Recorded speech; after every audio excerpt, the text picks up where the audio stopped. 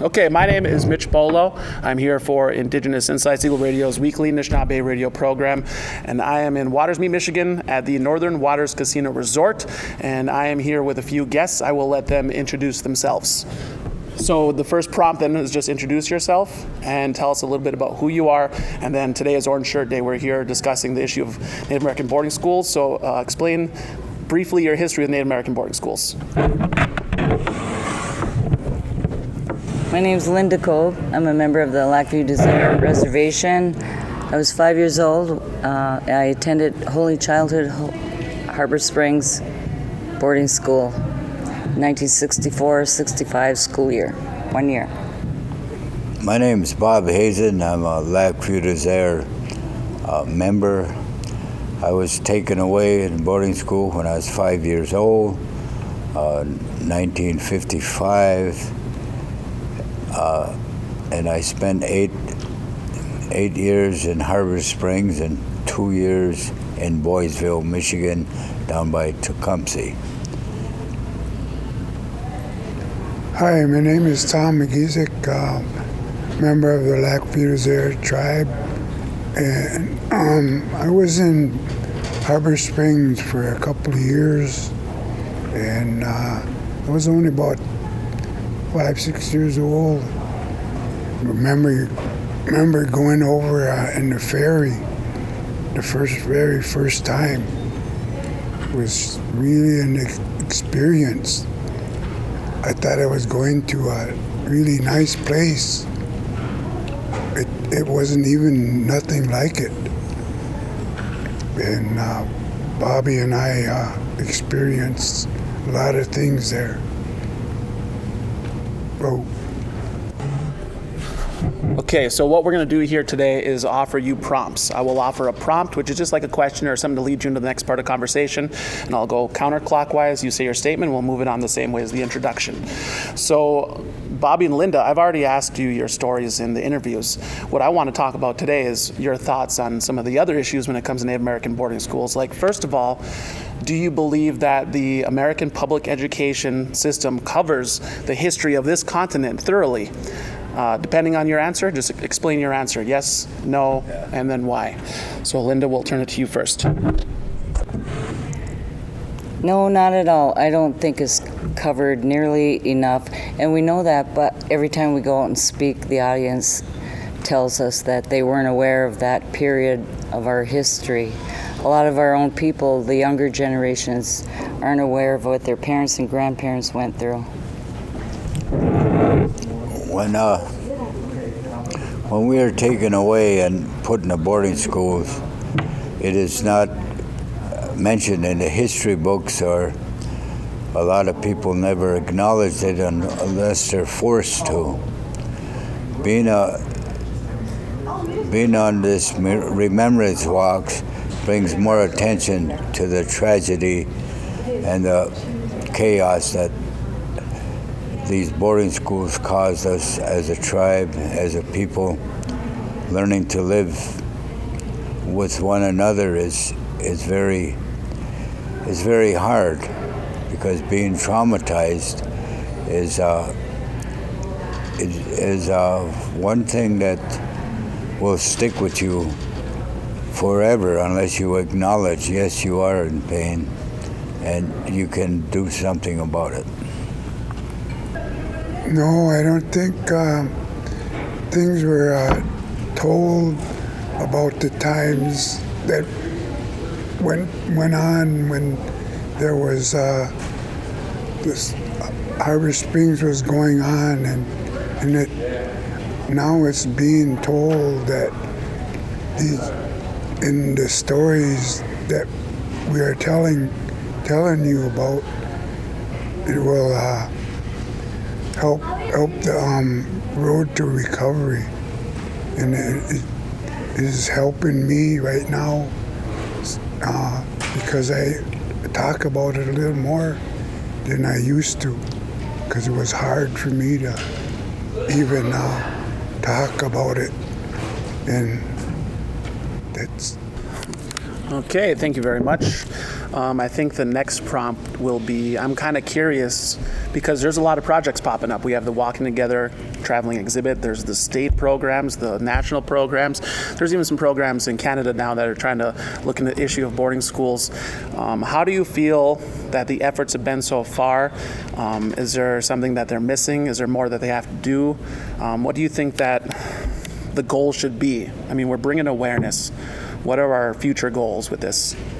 I would like to see our leaders step up, the tribal councils, and not just our tribe, all the tribes. Be leaders, step up, and lead our people into facing this issue so the communities can heal. I think by acknowledging what happened to us, we'll be able to learn to understand how, being more positive of life, we could live a better life in this community by getting rid of the shame and the criticism, with acknowledging, yes, this is occurring.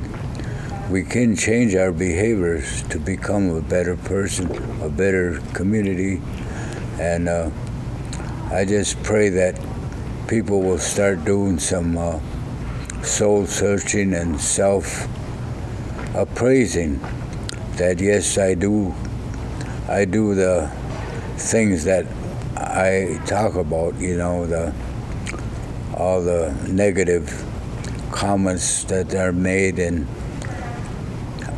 nobody lifts up anybody. They're quickly to condemn and hard to praise another individual, because they as individuals never been praised for anything in their life.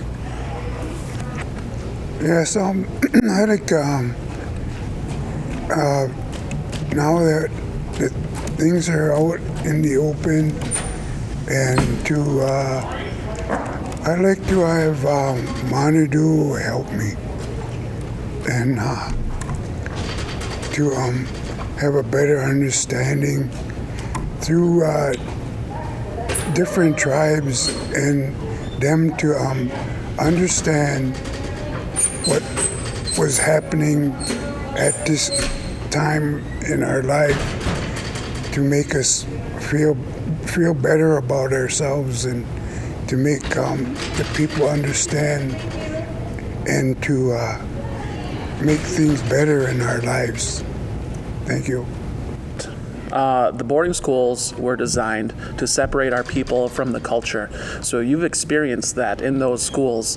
So finding your way back to the culture for other people out there that need to find their way back to the culture, what draws you back to the culture the strongest? What really made you feel like, okay, these are my people, this is where I belong, and it helped you along that healing journey? I think something that really helped was I attended a Native women's retreat on Sugar Island shortly after I published my book. And it was Indigenous women from all over the state came, Wisconsin and that. And they were doing cultural, they had a sweat lodge and teachings, and that was where I learned how to make a ribbon skirt. And I was so proud of it, because I'm not a seamstress by any means, but the teacher, Michelle Reed, is so good that she made sure no one failed.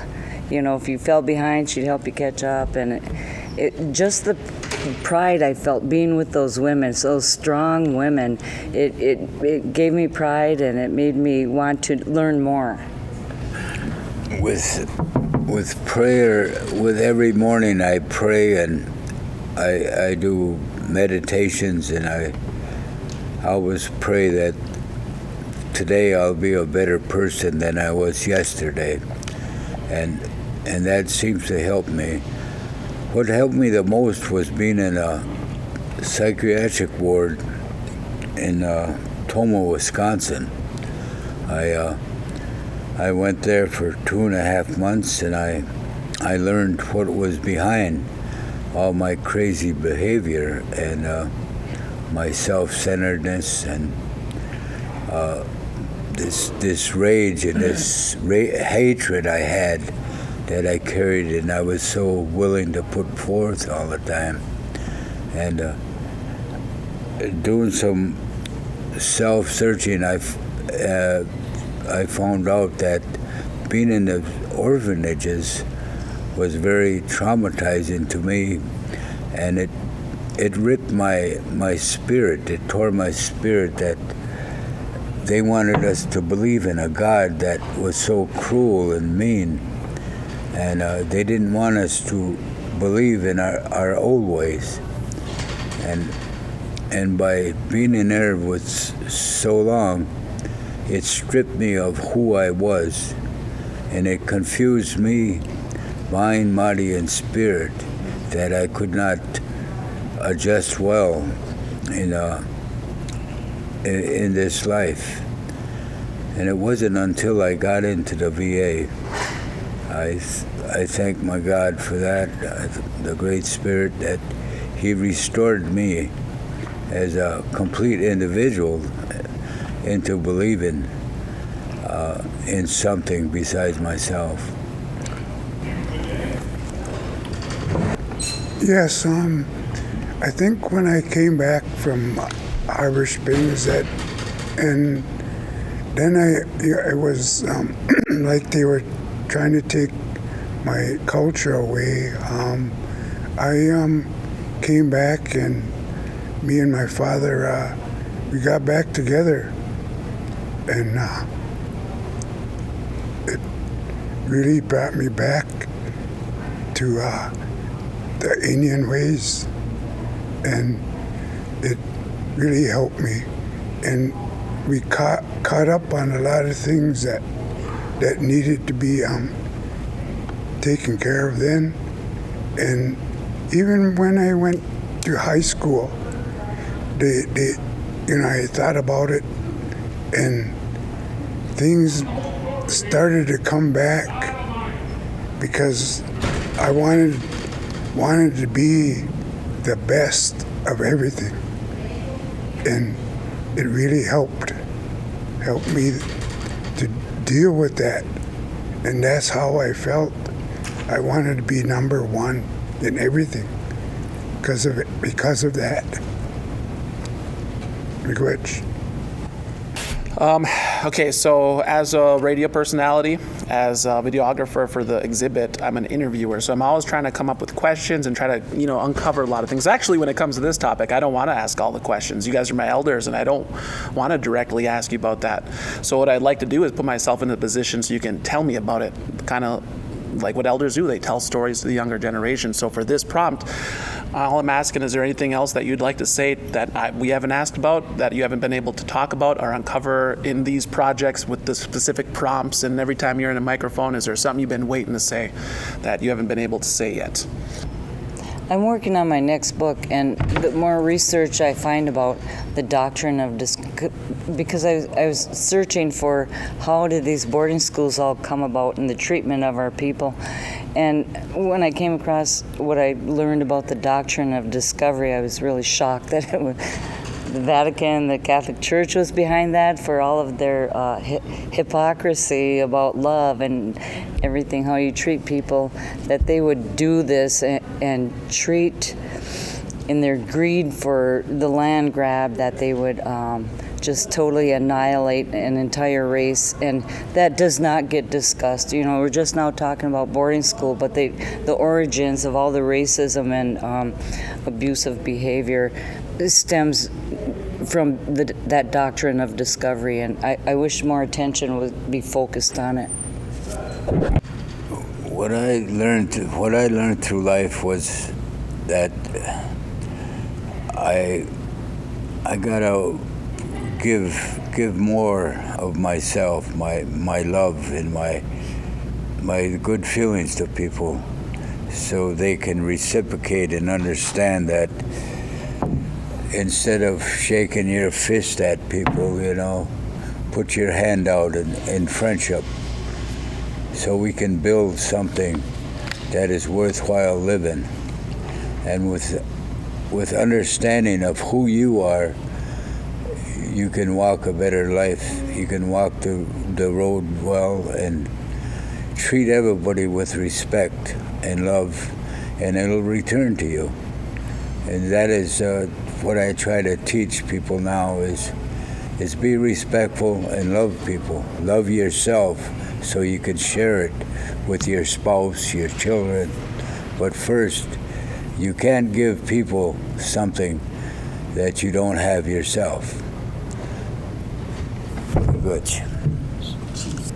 I couldn't understand through the years when I thought about this, that the Catholic Church was such a secret society that it never let anyone in to what was going on. And to this day, and through TV and everything else, that they still trying to figure it out, why this was, taking place even in the 19th, 20th century, that things are still trying to get out there. And that's the thing I couldn't understand.